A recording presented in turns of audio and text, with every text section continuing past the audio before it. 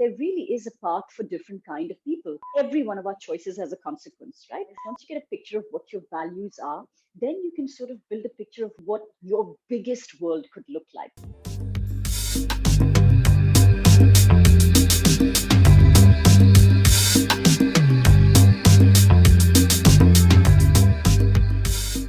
What's going on, guys? Today I have with me Sandhya Krishnan. Sandhya has had an exciting career across management, entrepreneurship, the media, retail, technology and wellness spanning over 20 years. Now an ICF certified life coach, she focuses on mindfulness, productivity, wellness and the body.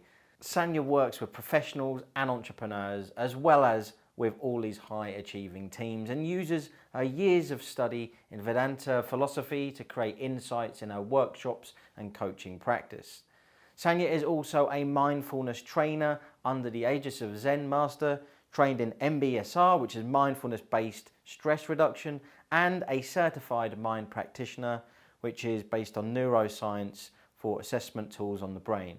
I welcome the confident, intelligent and successful Sandhya Krishnan. Hi, Richard, and thank you for having me. I'm very excited to be here. I'm a wellness, mindfulness, and productivity coach. So I work with young professionals, with entrepreneurs. I help them find meaning in their lives, find purpose, to manage overwhelm, burnout, anxiety, and really just to sometimes, you just need to hear yourself think and Yeah. to help order your own thoughts. And it's wonderful. I mean, just to see what can possibly come out, just to give hold of space for somebody and allow them to really realize themselves, right, and reach their potential. It Yeah. sounds like a cliche, but I see it happen every day. So yeah, it's Absolutely. amazing to be a part of that journey. Yeah. Yeah, and you've had quite an extensive career yourself, anyway, haven't you? Before you even kind of started this journey in life coaching. I will say it took me a while for me to find my purpose, and which is why I'm always very compassionate when it comes to people sort of not knowing their exact direction. Yeah, There are so many. I mean, I've had so many different careers. I've been a lawyer. I've been in content and technology. I've been in retail. I've been in fitness, in journalism, and in the media. wow. But I think yeah, it can work both ways. On the one hand, it could be very exhausting if all you're seeking is novelty and there's a certain restlessness to you. Hmm. But sometimes some people just need to do different things. Some people need to try different things before things just come together. Yeah, For in my case, for example, I think one of the things I always denied in myself was my connection with people. I always sort of believed that everything I did needed to be very cerebral, and your career graph has got to go steadily upwards, and in a straight line or yeah, nowhere at all. yeah, And yeah, I love it because all of these now fall under classic limiting beliefs, cognitive fallacies. I mean, if I had to tick, as coaches, we learn all of these rules, and if I had to tick them, I'd probably tick all of them. yeah, In yeah. terms of ways in which we make ourselves unhappy and we restrict ourselves and just box ourselves. Hmm. But it's a work in progress. I have no regrets whatsoever, and I think the wealth of that experience is probably what's given me the voice that I have today and helped Yeah. make my own thinking so nuanced. I didn't have the same jobs as you that you've had in the past, but I've had a very eclectic career in terms of different things that I've done before I kind of got into learning and development. Mhm. So I understand, and it does Yeah. help. I feel like it helps you empathize, sympathize, understand people a little bit more, especially when people are in a similar kind of position to maybe you were yourself a few years ago. You're like kind of lost, not sure what you were doing, or you thought you knew what you were doing, but you're not really sure if it's correct. So Yes. Also, I think the lovely idea of the growth mindset. Every time you shift careers or you shift verticals, you really go in knowing very little, right? You might yeah, have a particular skill set like management that you carry over. The arena that you're working in and the vocabulary that you have to use is so different each time. yeah, Like I said, for some it could be exhausting, but yeah, I think when you keep an openness, it's like, hey, I know nothing and I'm perfectly okay here because I'm here to learn. yeah, So that's always been exciting for me. That I hope will never change for me yeah. till the day I die.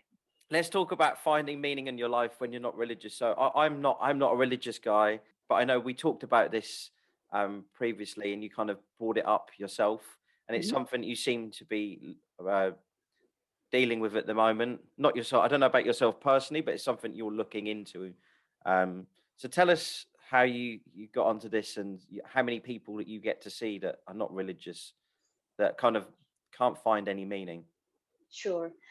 There are two ways to look at this, Richard. I'll start actually with my personal journey. I wasn't religious. Hmm. My mum is quite religious. My dad was an atheist. So Yeah, I was one of those people that would question, right? I was one of those kids that would always ask, but why? But why? Says yeah, who? I mean, why should we do it just because?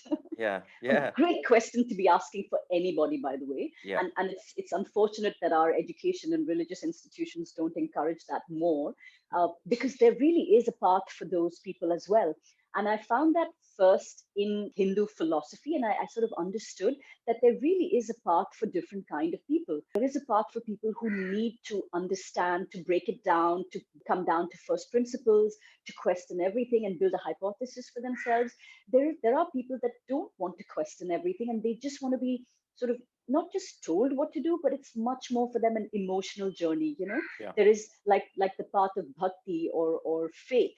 It's really like a in a sense, if it's a notion of God that you have, it's like a hotline that you have towards God, to Yeah, God, just because it's that faith that you have, right, and yeah, whatever it is that you're creating. yeah, And then there are some people that sort of find purpose just in action. They're invested in a larger cause, or in a smaller cause, whatever that might be. yeah. There's no good or bad to either. Just that there are certain consequences and there's a certain quality of life that could come with either.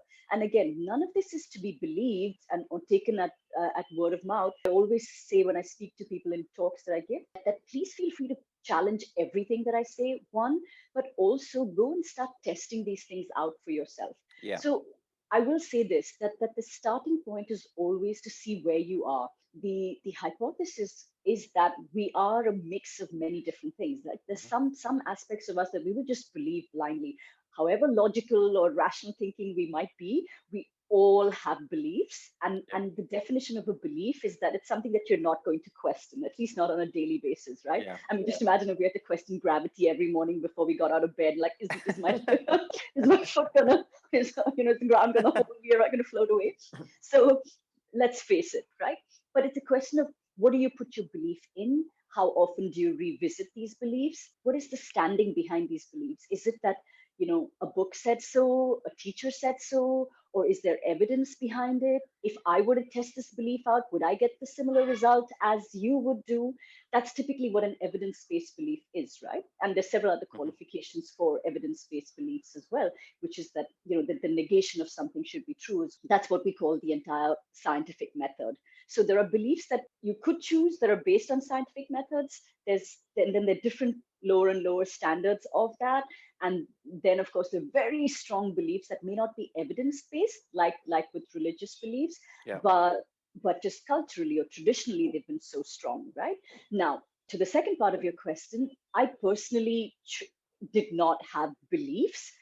They can be a tremendous source of strength and solace to people, especially in times of strife, when the last year has shown us. yeah, But what do you do if you're like, I'm not finding like a crutch that I can see, or there's nothing that I can hold on that seems tangible that I can hold on to? yeah, yeah, What do you do then, right? One argument could be that who needs a direction or a purpose? We just go where life takes you, and I'm just chilling, or I'm just living by the day. That's a perfectly valid choice as well. Every one of our choices has a consequence, right? So what mhm, happens with choices is that we are really creatures of instant gratification. With given a choice, the brain will always make choices that will give us instant pleasure over prolonged pain. I mean, instant pleasure, and the rule is instant pleasure will give you prolonged pain, okay, Yeah, over, well, yeah, over yeah, over yeah, prolonged satisfaction, right? So to deny yourself instant gratification because there's some longer term happiness or satisfaction or contentment, in the process, or at the end of the rainbow, however you want to look at it. Our brain is not going to pick that option unless you consciously do some work or direct it to do that. And for a large part, there are people that are happy to live like this, and especially if you have means, or if you're otherwise blessed in terms of some sort of security, you rarely will be challenged in this realm. So to those people, it would be ego on my part to go and say, hey, listen, you need to wake up and find purpose in your life. Otherwise, one day, I'll just give you an example. Say you're, like a upper middle class family with two kids, and all of your hopes and dreams are pinned on your kids. This is your universe, and you have the means to sort of make that little bubble exist for you. Yeah. And your kids will go to great colleges and they make you so proud, and this is typically how people would live their lives, right? And these are their beliefs. It's that, I want my kids to go further than I ever did, and this is what they should become, and as long as I save for their college, my purpose in the world is done. That's the sum and substance of their purpose. And it works for millions of at least hundreds Yeah. and thousands of families, right? Yeah. Except when it doesn't. The smaller or tighter your bubble, or I'll call it the field of your identification, Hmm. the more the outside world can impact it. And you'll see that if that same child in whom you'd pinned all of your hopes decided to one day get up and say, hey, dad, this is enough, I'm going to go play guitar, and that didn't fit in with your 10-year plans. Okay, Which now you're happens quite a lot thinking, in India. oh, it happens a lot, actually, everywhere in the world, Yeah. Richard. Yeah. Yeah. When that happens, then it upends your whole universe, because this was the identification, the circle of identification was only that wide, right? When there are only 10 things which are of consideration to you, a mix in the permutation combination or a disruption in any one of those will really shatter your universe. So as you test it out, you'll start to see that, oh my God, the more I spread my identification, the more I feel a sort of sense of oneness, that not just this family, but also this community, but also this country, but also this world, the entire cosmos. How far can you stretch your identification? The theory is that the wider your identification, the less that can rock your world. If your world is the cosmos, what could possibly rock it? Yeah. Now that's just a hypothesis. Yeah. And Yeah. it's my invitation always to say, let's go test it out. Start, and it's not to go from my family to the cosmos. It's saying, what can I include in my identification a little bit outside? How can I widen my spheres of oneness, or those whom I serve, or the change from I am entitled to versus I have been consuming all my life, and Hmm. now it is time for me to also pay the price for that. Just the understanding that for every action there is a consequence, there's a reaction. For everything that I eat, for everything that I consume, there is a price to pay. And just recognizing that, that Yeah. somewhere the balance sheet has got to balance, or it will Yeah. put you in the red. So how do you start with finding purpose, and where do you start? It's because there's so many places you could start. If you're Mhm, somebody, I mean, if I use myself in the example, I was my family's a kind of Roman Catholics. I went to church as a kid, like, but not regularly. mhm, Um, obviously I've been to churches for weddings and for funerals, um and there was one time I remember, with a family member, I kind of prayed in the church because I knew they were religious and they mhm. believed in God. And I just prayed that they went to heaven, for them. But it was for them, it wasn't for me. It was, and I've always wanted to just kind of believe, but as I've grown older, I've just got to the point where I just don't now, and I know that's kind of it. It's more I pray for somebody else going where they want to go rather than for myself. But I've kind of given up with looking and finding, hoping that it's going to come.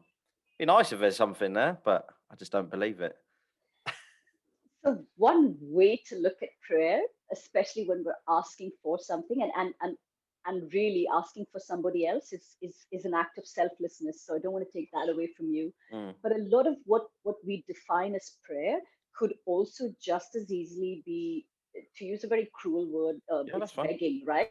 Yeah, Yeah. it's like, oh God, up there in your heaven, can you just stop what you're doing to make sure that this happens here? And can I get this? And then when if you do this for me, I'm going to pay you really well. I'll put 10 gold coins in your.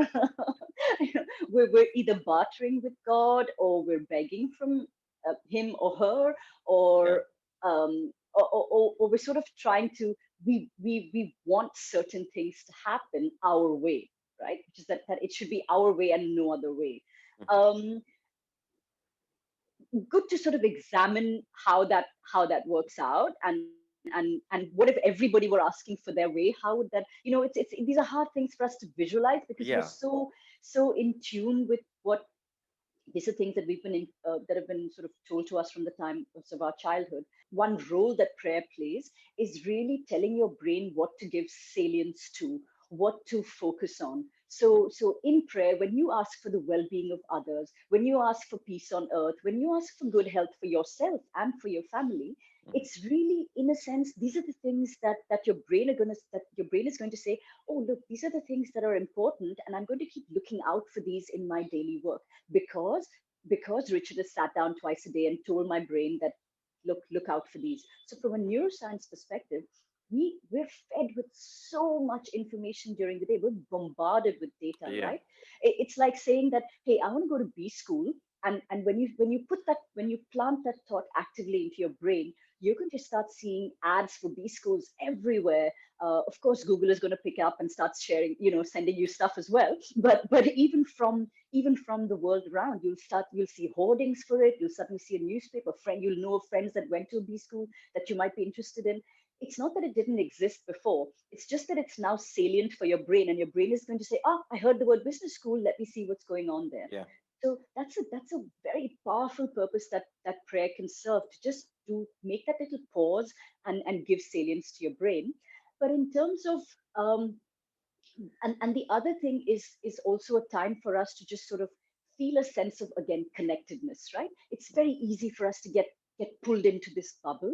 So prayer, again, is really a time for us to say that, hey, look, I'm going to look outside of petty me and my petty bubble, my little universe, and I'm just going to take a moment to look at what else is out there, and feel a sense of connectedness and oneness again. Mm. So for all these reasons, prayer is a wonderful tool, and again, a source of solace, right? When Yeah. you're stressed out, or when you're deeply anguished, sometimes rationalizing and saying, oh, now's a good time to take 10 deep breaths and sit in lotus pose.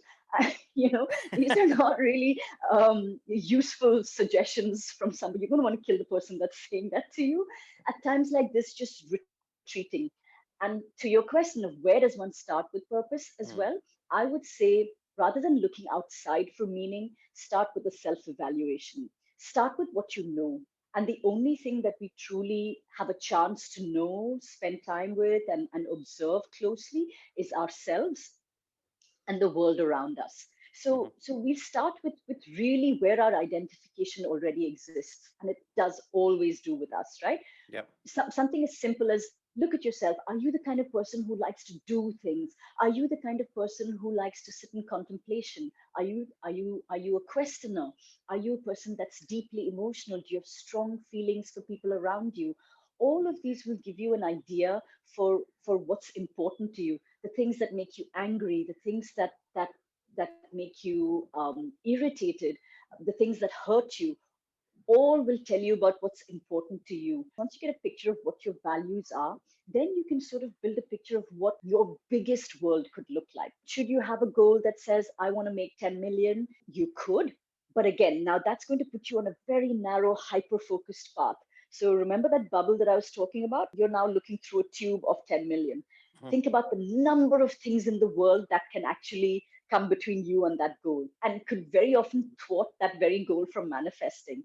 Mhm. However, if you had a goal that said that, look, I want to build this wonderful enterprise where I'll give employment to hundreds of thousands of people, and there will also be great economic wealth at the end of it. And the number is a fallacy, right? I'd say, why 10 million? Why not 100 million then? Yeah. But that's not the goal.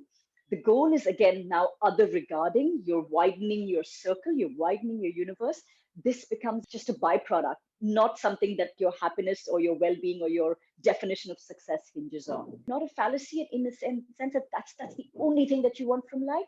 If that is, then be prepared to pay the price for it, right? Mhm. It could come at the cost of friendships. It could come at the cost Yeah. of personal Yeah. time, your health. It could come at several. Just be prepared to pay the price. There's no good or bad to it. Mhm. But as you test things out, if you have a circle, for example, tomorrow, if you need to take a mental health day or week or month or year off, you'll have other people supporting you in this enterprise. And your goal of 10 million or 100 million will still manifest, even though today you're not physically capable or mentally capable of operating for a certain amount of time. Hmm. In this, you also have a more well-rounded life. You have time to have a family, you have time to look after your health. I know of people that have worked like maniacs through their 20s and 30s, and are so unhappy, so unfit, and desperately sick in just as early as their 40s, right? If I had to ask them, hey, how's that goal working out for you now? I really don't know what the answer to that would be. Yeah. From your experience, what's the most common thing that you've heard, or that you see when someone goes down that narrow goal path, and they don't really have many other elements to it? When someone's so fixated on Mhm. just achieving one big thing, which does happen, and obviously we see it all the Yes. time, don't we? But and those people do become successful from an outsider's point of view a lot of the time. But what happens in the rest of their lives, no one really knows, because that's generally personal. But a lot of the time, those people are quite insecure and unhappy about lots of other things going on in their life. I see two prominent things happening. One is, I mean, you think that if you had 10 million as an end game, that would count for something, right? But as you get closer and closer to that 10 million, it stops having as much meaning for these people. At 10 million, you're definitely thinking 50 million, you know. Yeah. And that moment of celebrating 10 million, if I ask, and I make sure that I ask them to recount, I was like, do you remember what you felt like? And they're like, yeah, yeah, we partied and whatever. I was like, how long did that satisfaction last? It's Yeah. like, honestly, by the next day I was on to like, what's next, right? Yeah. so Next so target. yeah, next target, right? So you spend 20 years getting to that 10 million, and the very next day you're back to craving again. So Yeah. that was definitely one part of it. And the second was, what is it that I'm really good at? What's really important to me? How do I work my best, right? When you disregard that, as many of us did in the 80s and 90s, you know how we were all sort of just encouraged to be engineers or doctors or work in financial services because these were the big Yeah. earning jobs and Yeah. secure jobs and all of that. Yeah. A lot of this is what we call our secondary motivation. The things that we do for the reward, for the outcome, simply for the relief of having the job done, right? Hmm. It's like I don't particularly enjoy cleaning my room, but just the relief I get from a clean room, I want that. That could also be a secondary motivation, right? Yeah. You're not enjoying the actual task itself. Mm. When you do that, that's you suppressing, and you don't have an outlet for what we call our primary motivations, our natural child, the things that you would do if no one was even going to pay you to do. And your entire world and your career doesn't have to be that, but sometimes you need to give space to that. Back in the 70s and 80s, people would come home, even if their work was dreary, they would still have 4 or 5 hours to do their gardening, go play bridge, meet their friends. That's completely changed now. We have work, and life is whatever fits in after work, right? Yeah. Yeah. It becomes all about the secondary motivation then, and that's really what leads to the midlife crisis. At about 40 is when a lot of us have this moment of pause, because suddenly what got you're kind of getting to your goals, or you've transitioned from skill based work to managerial work or leadership, and you suddenly feel like, I'm still working like a worker ant, but I mean, I don't know what I'm doing with myself. And also this question that half my life is over, is this what I want the next half to look like? Again, when our lifespans were 47 and 53 or whatever, these didn't matter a heck of a lot, Yeah. right? Yeah. Yeah. You'd work for a good 20 years and then you'd stay retired for the last 8, 9 years, and then, pass peacefully into the night and all of that. But now, now we have lifespans that are estimated to last like 80, 90, or up to 110 years. And it's really, this is what's making us question, right? Is this what I want to be doing for the rest of my life? Are my goals just going to keep on increasing in this one silo, and everything else falling apart? Is this the person I want to spend the rest of my life with, just because I made a decision when I was 18 or 23? So this is typically what comes up in the midlife crisis in the work that I do. And I always say to people, please thank yourself. It's the best gift it's the best sort of jolt that you could have got, because it's a chance for you to course correct. And it doesn't necessarily mean walking away or abandoning. And that's the other fallacy that we have, right? That when the pendulum is swung one way very far, and you're feeling the stress of it, you feel that the answer should be swinging all the way in the opposite direction. And like I'm going to quit my job and I'm going to start a small shack, and these sort of Yeah, yeah, fantasies that all of us yeah, have them in one way or the other, yeah. right? But reality could very well be somewhere in between, or even closer Balance. to where you already are. Yes, but just to have a more authentic conversation with yourself, and you'll find the statement I always make is, if you cannot find happiness right now, you're not going to find it in that shack for sure. Yeah, yeah. It's almost a getaway, running away from Absolutely, tackling with the absolutely. issue. It's a really old coaching tool that Mhm, was used, like the Wheel of Life. mhm, You've probably heard of it, but I still find that quite helpful in terms of looking at it. Like when someone's a bit lost, or they've got that narrow path and they're going down, and it's just about career and finance. Let's mhm. just say, because that's general wealth. A lot of people. I've done it myself. I did it myself for a long time. You kind of forget about your friends, not forget, but there's no focus there. You don't really kind of focus on your family. You don't Mhm. focus on your health. All of these other contribution to society, all of these areas that are on there. And for me, I've just found that having some kind of balance on that segmented wheel does help sometimes, and it's not just about having that one narrow goal. But I know everyone's different. Oh, it's brilliant, and I do often use it as a tool in my Mm, coaching. Sometimes people hesitate because the brain really doesn't want to think far ahead, yeah. and people will resist it. And I'll invite them to say, look, how far ahead can you think? Can you think 1 year ahead?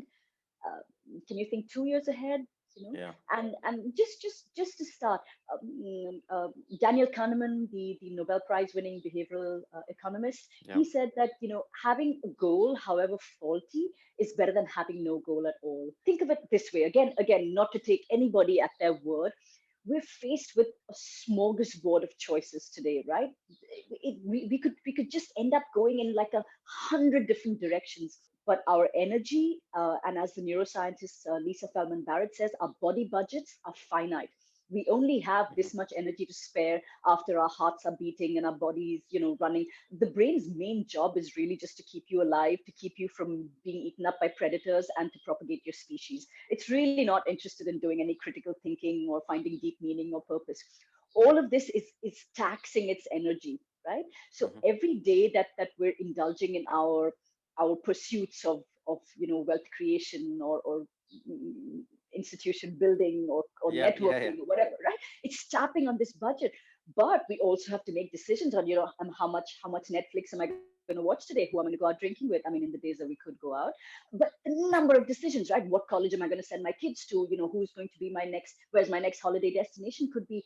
It's exhausting, and these are just a few things. There's some estimate that says that we make like up to 40, there are like 45,000 thoughts that come through our day, or whatever, Yeah. through our Yeah. head in a day. I don't know what that number really is, but purpose or mastery or productivity really is just reducing the amount of noise and chatter in your head.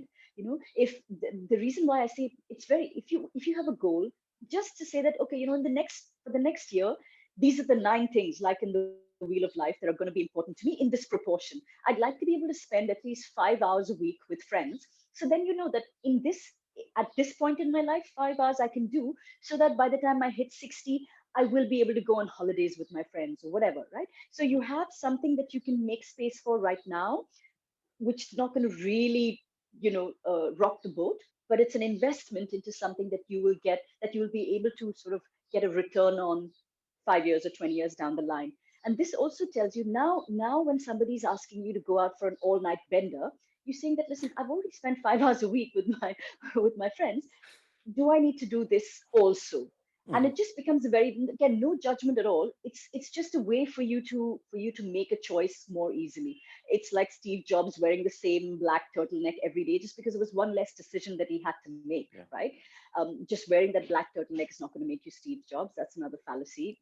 So, and by that I mean, sort of like, imitating somebody else's habits is not Yeah. going to make you like them, right? Because there's so many extraneous factors. There's such a large element of chance and luck, which is again why we shouldn't be fixated in the outcome of our goals. We'll break if that becomes the end point. But giving us a direction, giving us a path, your journey, that should be your life. That should be your everyday purpose. I think it's John Lennon who said that life is what's happening while you're making other plans. How would religion help somebody who is on that path? Mhm. What's really the difference? I know you've got got your faith to kind of fall back on if things are not going well. If you're not a religious person and you're struggling with something, or along your path, how do you deal with that?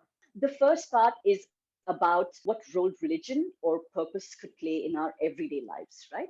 Which is to say that, again, one is in choice making, but also, if you look at it, behind every religious philosophy is the idea of pause and connect to something bigger than you, Hmm. right? Now Yeah. this is purely a hypothesis. What are you and I'll address the aspect of if you don't need to think about whether we do need to think about something bigger than us, or like intelligent design or divine intervention or whatever. So if you see namaz 5 times a day, just pause in your busy day and just either reconnect with yourself or reconnect with something outside or bigger than you. Buddhism has it, Hinduism has it, Christianity has it. All that we're doing is saying that, whoa, look, it's very easy to get caught up in the busyness or in the sense of I must, if I don't do it, the world will stop rotating. It's the natural tendency for us to get very caught up in these, one word to use is attachments, right? Our Yeah. ego, our attachments, our sense of self-importance. What religion encourages us to do, for example, one of the reasons that they say that Hinduism has whatever 33 crore gods or whatever it is, which is to say that, look, whatever your desire, whoever you are as a person, let the end point of that not be your petty goal, but let the end point of that be divinity. Hmm. And divinity is really demolition of the ego. And demolition of the ego doesn't mean demolition of yourself.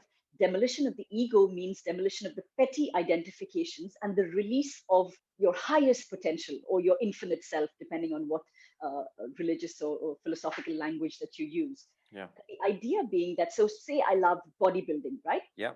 Now I can choose to, and there's a god for that. There's Hanuman in Yeah. Hinduism. Hanuman. I know. Yeah. Yeah, Hanuman. right. Yeah. Yeah, okay. So now Yeah. I'm gonna, if I can either choose to like work out for 2 hours every day and be completely obsessed with the body beautiful.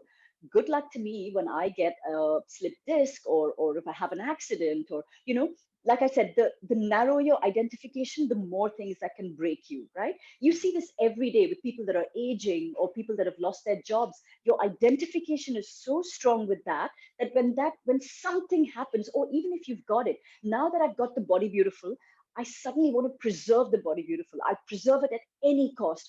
Or I'll suddenly see somebody else has got a body slightly more beautiful, in which case my body beautiful that I worked so hard for is not good enough because I want that body beautiful.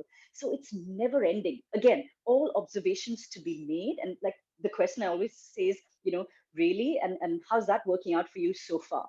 Right? Hmm. These are all good questions for us to ask ourselves. How's this goal going to work out for me, once I've got there? Is Yeah. that really the end point? Is that the truth? Is that the end point? The answer will almost always be no.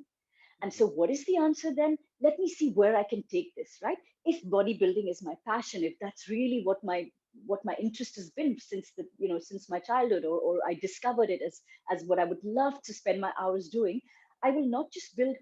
And I'm thinking to myself, how can I raise this to divinity? How can I do this in service of something? So every day I will come pray to Hanuman and I will say, Lord, I relinquish before you my ego. Let me do my practice with no ego. That's what a dancer would do. That's what a trader would do. That's what, even if you're pursuing lust, or if, there's a god for Yeah. everything, right? Yeah. That's the Yeah. basic idea. Yeah. That you leave your ego at the door, and then you indulge in action without a sense of I-ness, but also a sense of entitlement.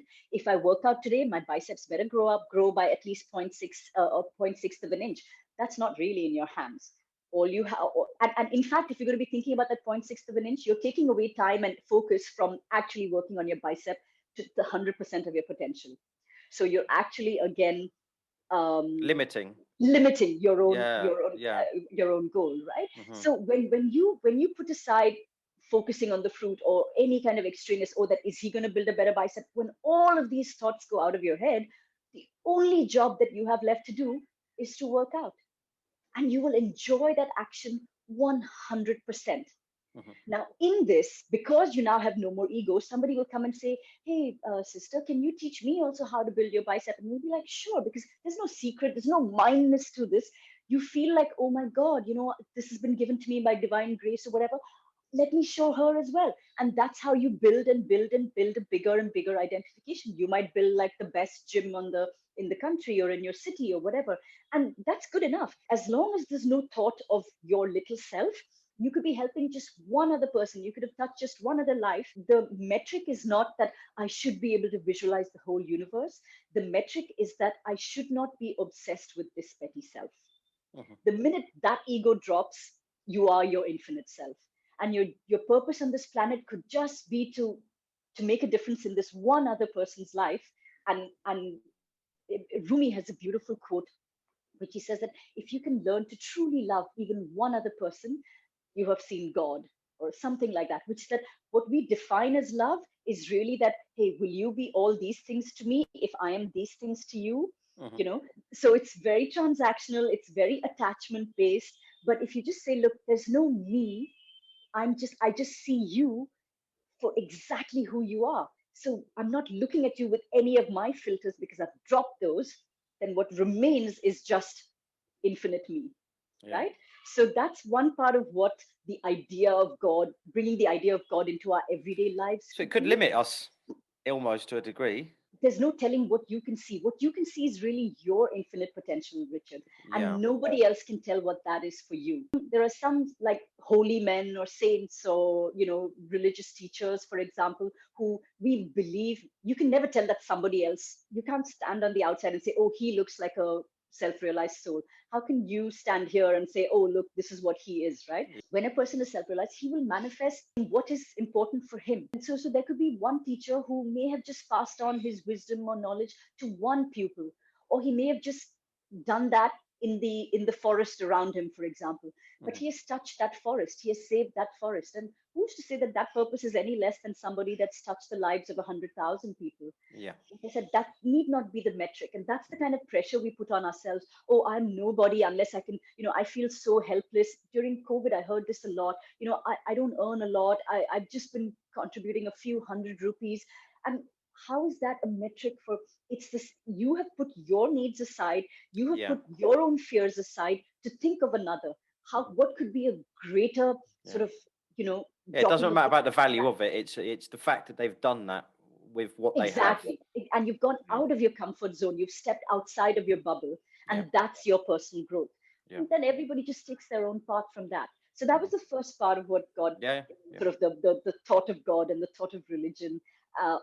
The same thing would happen if you, so for non God people, the Hmm. same thing would happen if you had a goal, right? And again, the idea is for you to test your goals out. How's it working out when my goal is $10 million versus how's it working out when my goal is creating enterprise that enables or empowers so many people? And the things that we want, Richard, are pretty Hmm. universal, right? We Mm. all we want to feel safe. We want to feel seen. We feel like there's some sort of sense of permanence to us. If you think about it, we kind of want to leave our mark, whether it's a park bench or Some a sort of child, legacy. or we sort of want to leave a legacy, right? and Yeah. and and the theory is that that comes from a sense of us being part of an eternal soul, right? We have this sense of, we want to create something that feels permanence, whether it's happiness, whether it's contentment, or whether it's legacy. We kind of do want to see that. I That did an seems to be episode good on that enough. yesterday.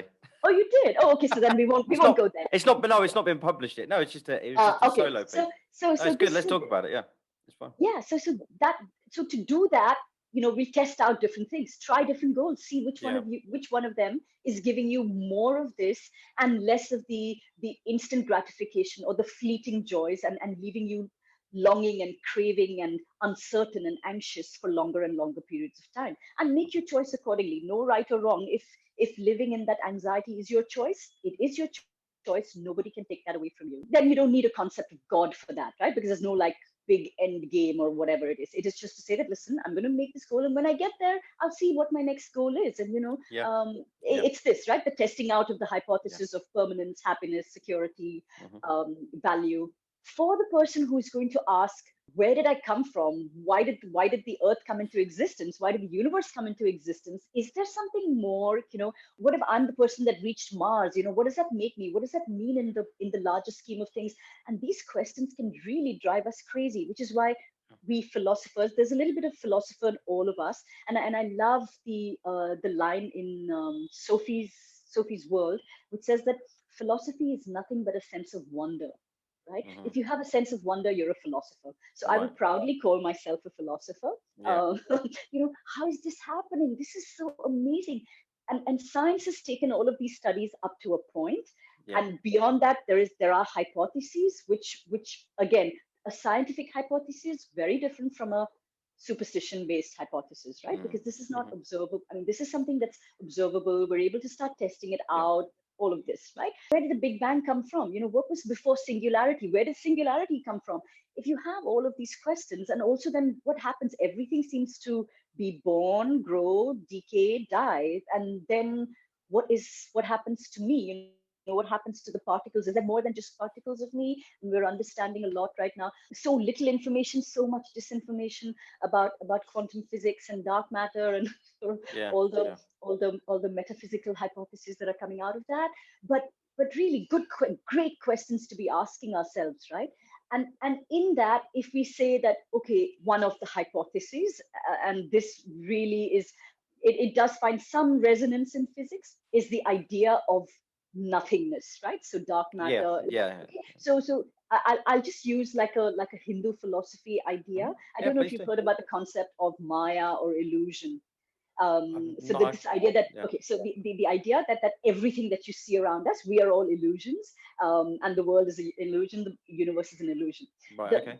in very simple terms, and I hope I don't get attacked for this. This is my understanding of it. I'll qualify that. It's okay. It's that, is there even this notion of a universe? It's purely an illusion. The idea is that anything that's born is born because of a certain craving or a desire or the seed of thought. So where did the first seed come from? A lot of philosophies, if you see, symbolize the idea of a seed or germination or growth or beginning, right? Mhm. Where Mhm. did the first beginning come from? For there to have been a first beginning, there needed to have been a first cause. One hypothesis is that there never was a cause, and therefore there never was a beginning. The entire thing is just Right. Brahman, nothingness, dark matter, I don't know, and all of this is merely an illusion. It's a hard concept to wrap Yeah. anybody's head around. So not helpful for us on a daily basis. But if you had to go to that point of hypothesis and build, then I'm not calling, for my personal philosophical journey, I'm not calling it God or anything, because it seems to be beyond definition. If I need senses to perceive it or measure it, then that's come from a desire, that's come from a manifestation, which then has to be an illusion. So that beats the hypothesis as well. So I have to say that, look, I need to keep questioning to, is this permanent? Is this the truth? The answer so far for me has been no, it is not. So Mhm. then I keep questioning and I keep questioning, and I need to see that, if can I build this hypothesis that the idea is that at some point when you're, and again, this now correlates again to the ego, when you're able to drop all of your identifications, Yeah. what remains then is the truth. What Yeah. remains then, that Yeah. infinite Yeah. potential that I was talking about, Mhm. remains that. Mhm. So my personal journey has been to sort of drop as many of these, you use them, you wear them lightly. Ego's And, the and hardest thing to drop for everyone, isn't it? It's the what so it's, holds everyone back. well, ego is also who we are. So Yeah. what you can do then is, rather than fighting the ego, elevate the ego. If your Yeah. ego lay in, look how many shoes I Develop have, it. make it more subtle. Yes, exactly. Develop it Mhm. to let's go from shoes to look at what wealth of relationships I have. Look at the quality of my interaction between just one other person. Elevate that to look at the quality of my thoughts, look at how I'm able to spread. And you'll see also the joy quotient, the peace quotient, the also the kind of like that feeling of oneness that you get, the axiality in terms of, I'm able to explain more things, I'm able to see more, I'm able to see a oneness with more things, because There's less and less that's separating us. I don't see myself as a woman and you as a cab driver. If I don't see that, then I'll see. I mean, I need it to transact. Like I said, I'm wearing that identity, and in your everyday actions, you certainly do need it. If I go and hug the cab driver and say, "Oh, you and I are the same," whatever, this is going to end. It's not going to end very well necessarily. So our actions are very different from our identifications. I just want to Yeah. make that clarification Yeah. because we sometimes mistake the two, right? Now, as I go deeper and deeper in my identification, I'm hoping that you know, I suddenly see that I'm not as crazy about shoes anymore. You don't even realize the things that you've sort of left behind, but they're in your life. I do have shoes, but it's not anything I've gone out and bought. I have friends who give me because they knew I loved shoes. These things will all, I'm using a very simple example, but that I'm saying that an elevation or subtly developing your ego doesn't have to have come at the cost of a sacrifice as we see it. You don't have to deny yourself or say that no more of this because I'm going to tear this out of myself. It's not a battle. It's really grasping onto higher and higher sources of joy and more permanent sources of joy. Hmm. And the kingdom of heaven is within you. Everything that you need for your happiness is right there before you. Hmm. And this is a hypothesis I'm testing out, Richard. Catch me at the end of this lifetime or maybe in my next or whatever. I'll let you know how, in answer to my own question, how's that working out for you, Sandhya? I'll let you know by then. But this is the theory. Again, did I need the idea of a God for that? I personally didn't.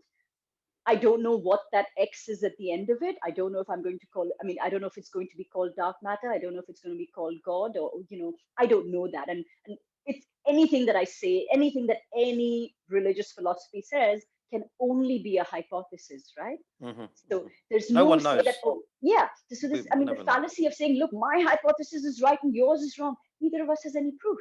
I mean, we're still works in progress. So the tremendous fallacy of the kind of, and keep in mind that as the ego gets subtler, it can also become more powerful in certain ways. You'll see a lot of people getting very attached to their ideas. Now, ideas are very non-materialistic, but they're very powerful in their hold. So very often, people's egos could be subtle in that it's small in quantity, but the quality of that ego could be very, very strong. You'll see Mm. people will kill to defend their ideas. They may Uh-huh. not kill to defend their shoes. Yeah, yeah, yeah. Just and I mean I'm using the word shoes, Yeah, I but it know, I could be, know. what I'm saying. Yeah, It's a yeah, yeah. metaphor for, and it has to be a constant checking of yourself. Is this it? Have I reached there? The answer is going to be no. In fact, I was so terrified that I would get stuck somewhere. I got it tattooed on my wrist. It says neti neti, which means not this, not this. Which is that, are we there yet? Answer, not this, not this.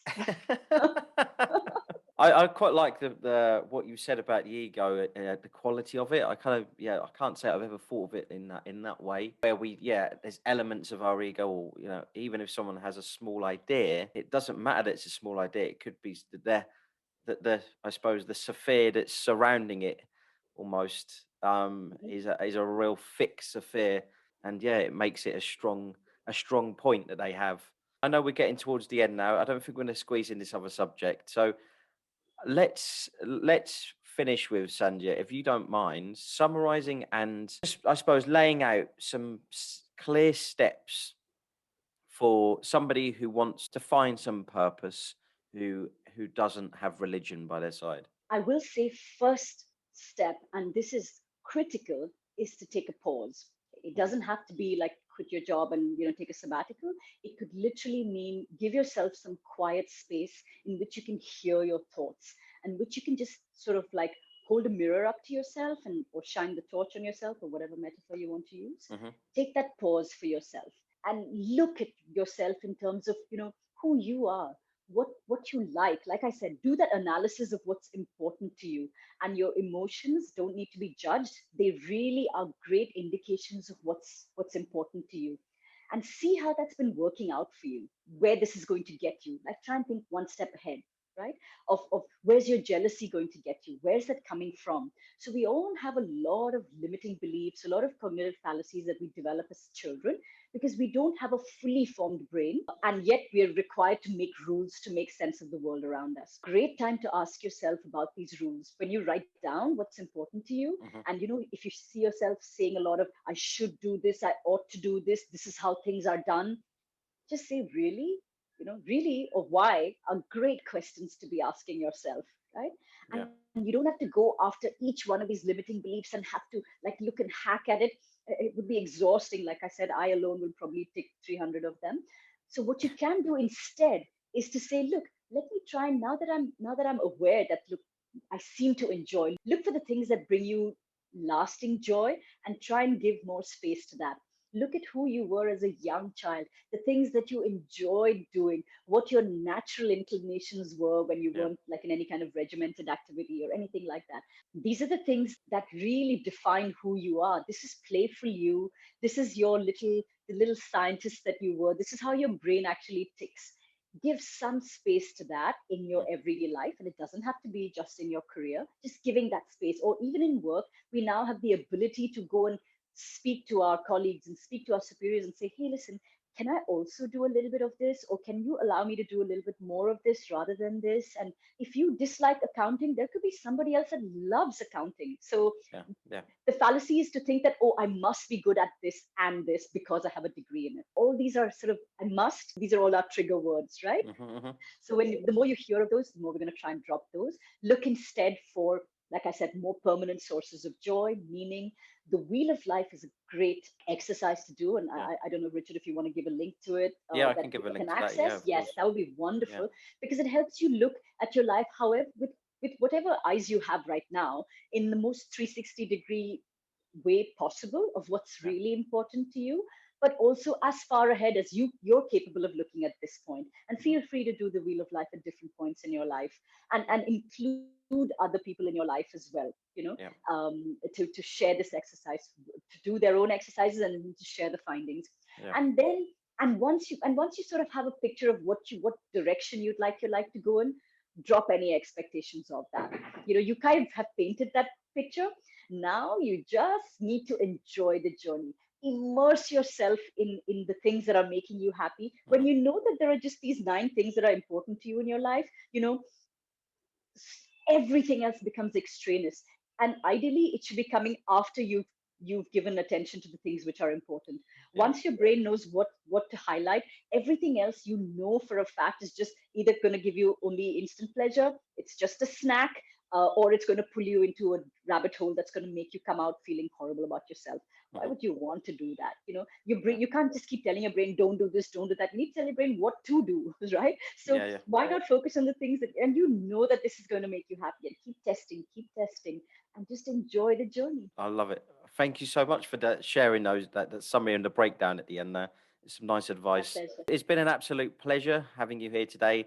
I've really enjoyed the conversation. I would have actually liked to have stayed on the call for a few more hours talking with you about some of this stuff. You're very good at looking into deep reasons of why we do what we do. Thank you so much. Where could people find you, Sandhya? I'm on Instagram as Sunday Krish, like Sunday as in the ice cream sundae. Okay. That's my pet name. I have a website. It's www.dynamicliving.co. I'm on LinkedIn, and yes, I'm not so difficult to find. Thank you. Sandhya, Thank it's you been so an much. absolute pleasure. Thank you so much. If you'd like to reach out to Sandhya, then we have left the links in the description. This has been Richard Rozza and Sandhya Krishnan. Peace out.